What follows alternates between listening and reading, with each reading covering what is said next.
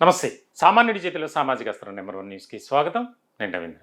రాజ్యసభ అభ్యర్థుల ఎంపిక విషయంలో తెలుగుదేశం పార్టీ అధినేత చంద్రబాబు నాయుడు తీసుకున్నటువంటి నిర్ణయం ఇప్పుడు కొంతమందిలో తీవ్రమైనటువంటి అసంతృప్తి, వ్యతిరేకత, నిరాశ, నిస్పృహ అన్నీ కూడా స్పష్టమవుతున్నాయి.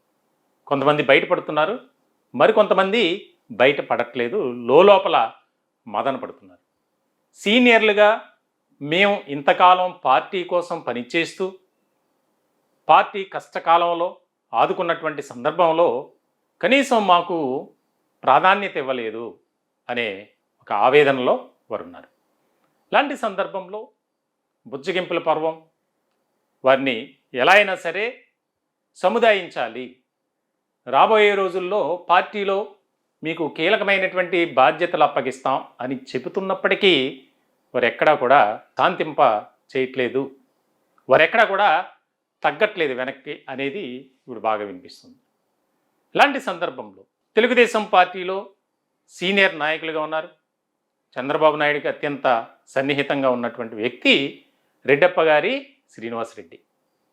రాయలసీమలో, అది కూడా వైఎస్ఆర్సీపీ తీవ్రమైనటువంటి ప్రభావం చూపేటువంటి ప్రాంతంలో ఆయన ఉన్నారు, కడప జిల్లా. ఇప్పుడు ఆయన సోషల్ మీడియా వేదిక ద్వారా పెట్టినటువంటి ఒక పోస్ట్ రాజకీయ వర్గాల్లో తీవ్రమైనటువంటి చర్చకు దారితీసింది. తెలుగుదేశం పార్టీలో అయితే ఒక ఆసక్తికరమైనటువంటి భిన్నమైనటువంటి చర్చ జరుగుతుంది. అసలు ఆయన సోషల్ మీడియాలో ఎలాంటి పోస్ట్ పెట్టారు, ఎందుకు అంత చర్చ జరుగుతుంది అనేది మనం తెలుసుకుందాం. గత 13 సంవత్సరాలుగా కడప లాంటి అత్యంత క్లిష్టమైన రాజకీయ పరిస్థితులున్న జిల్లాలో తెలుగుదేశం పార్టీకి అండగా నిలుస్తూ పార్టీని బలోపేతం చేయడానికి అహర్నిశలు కృషి చేశాను. రాజకీయ, ఆర్థిక, మానసిక, శారీరక ఒత్తిళ్లను ఎదుర్కొంటూ పార్టీ జెండా ఎప్పటికీ ఎగురుతూ ఉండాలనే సంకల్పంతో పనిచేశా. పార్టీ అధిష్టానం నాకు రాజ్యసభ సభ్యత్వం ఇస్తామని ఇచ్చిన హామీ నెరవేరకపోవడం వ్యక్తిగతంగా ఎంతో కలతకు గురి చేసింది.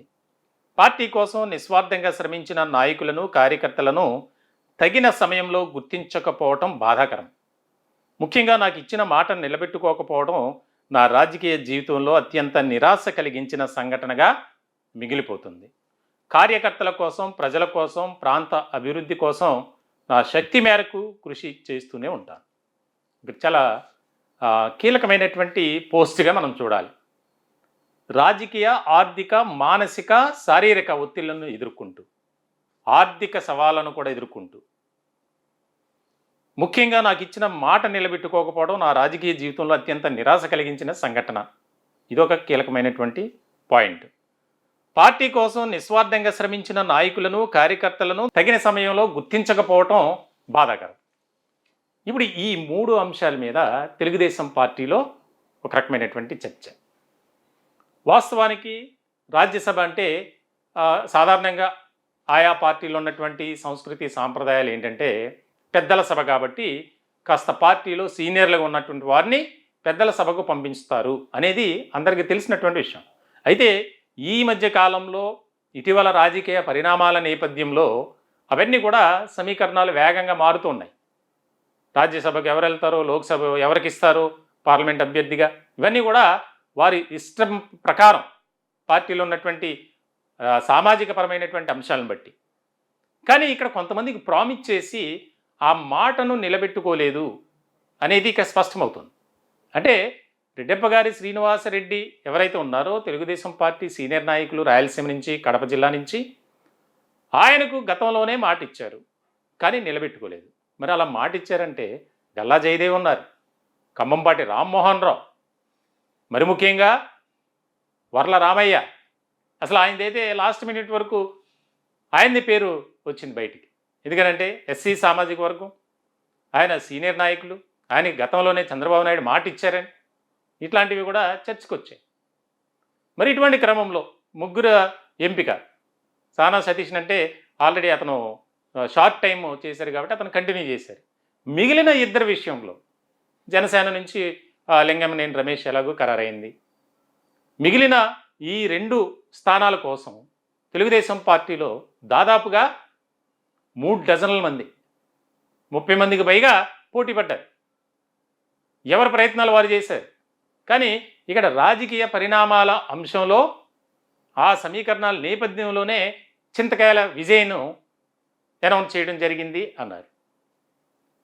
అలాగే భాష్యం రామకృష్ణ దీనికి సంబంధించి అంటే పార్టీలో కష్టపడి పనిచేసేటువంటి వారికి గుర్తింపు లేదు, సరైనటువంటి ప్రాధాన్యత లేదు, సరైనటువంటి ఏది కూడా ఒక రకమైనటువంటి ఆలోచన విధానంతో పార్టీ అధినేత చంద్రబాబు నాయుడు చూడలేదు అనేది ఒక రకమైనటువంటి అసంతృప్తి.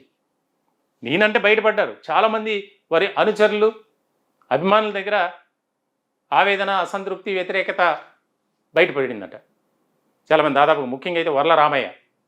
మరి అందరికీ పదవులు ఇవ్వటం సహజమైనటువంటి పని కాదు, ఎందుకంటే ఉన్నటువంటి ఫ్లెక్సిబిలిటీని బట్టి వారు మూవ్ అవ్వాలి, ముందుకు వెళ్ళాలి.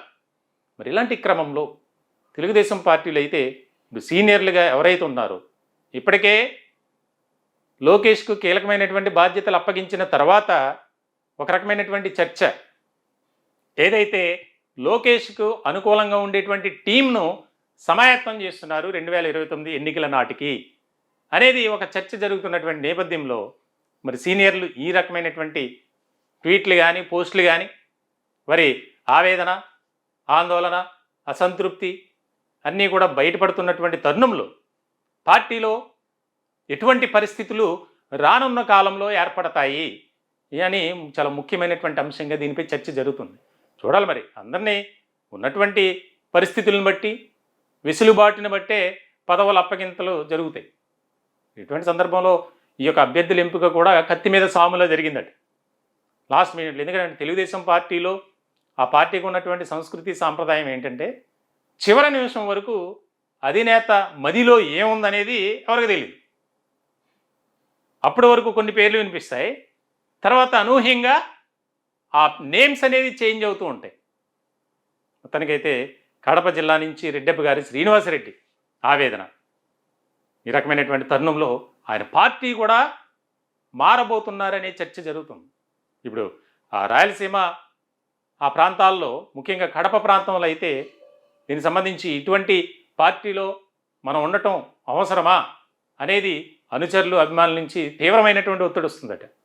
ఆయనే ఆ రకమైనటువంటి పోస్ట్ పెట్టారంటే ఇంక అభిమానులు ఏ స్థాయిలో ఉంటారనేది మనం ప్రత్యేకంగా చెప్పుకోవాల్సిన అవసరం లేదు. మొత్తానికైతే మరి వీటన్నిటినీ కానీ ఇలాంటి చాలా తెలుగుదేశం పార్టీలో మొదటి నుంచి సహజమే.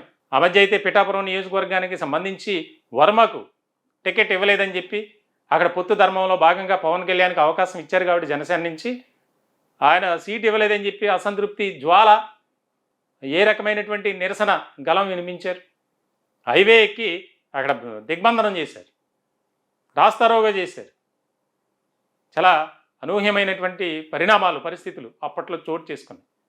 అలాంటి వాటినే ఆయన అన్ని బ్యాలెన్స్ చేసుకునేటువంటి ఒక రాజకీయ చతురత చంద్రబాబు నాయుడు ఆయనకు అలవాటు. ఇవేమీ కొత్త ఏమీ కాదు.